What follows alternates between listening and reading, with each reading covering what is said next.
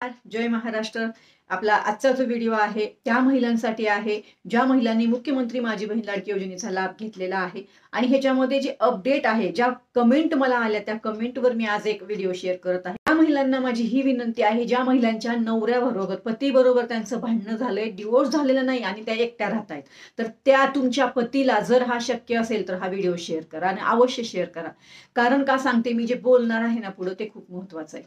आता या योजनेच्या अंतर्गत तुम्ही लाभ घेतलाय, तुमच्या कमेंट आलेल्या आहेत, त्या कमेंटवरच उत्तर देते बरं का मी. बऱ्याच महिलांनी लाभ घेतला योजनेच्या अंतर्गत, अजून त्यांचा डिवोर्स झालेला नाही. बऱ्याच महिलांची कोर्टात केस चालू आहे, डिवोर्स पेपर अजून त्यांच्याकडे नाही.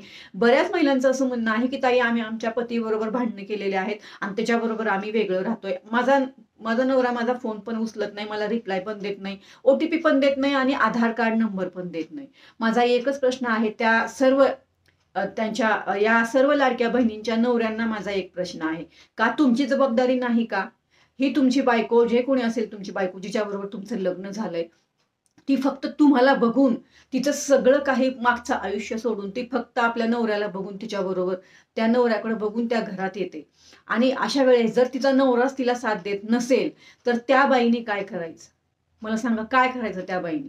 त्यामुळे अशा सगळ्या नवऱ्यांना किंवा अशा सगळ्या माझ्या भावांना म्हणेल मी, त्यांना माझी विनंती आहे, प्लीज तुमचे भांडणं थोडं साईडला ठेवा आणि तुमच्या बायकोला तुमचा आधार नंबर, तुमचा जो काही तो मला ओटीपी येईल तो ओटीपी द्या. मी स्वतः मनीषा धुमाळ तुम्हाला हात जोडून विनंती करत आहे की या महिलांना तुम्ही ओटीपी द्या.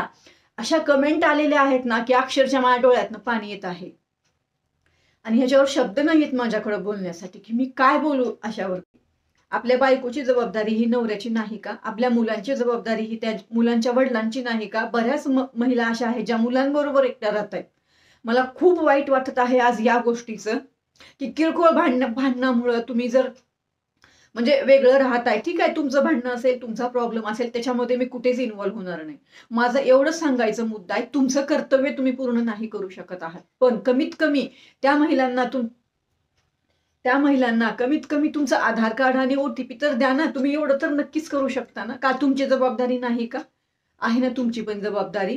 तुम्हाला काहीच द्यायचं नाही हो, सरकार त्यांना 1,500 देणार आहे, तर विनाकारण त्या महिलांचा जो लाभ आहे तो बंद करू नका. तुम्हाला हात जोडून विनंती आहे माझी की त्यांना ओटीपी आणि तुमचा आधार नंबर द्या. आणि ह्या महिलांनी सर्व आपल्या पतीला कॉल करा आणि बघा ते देतात का.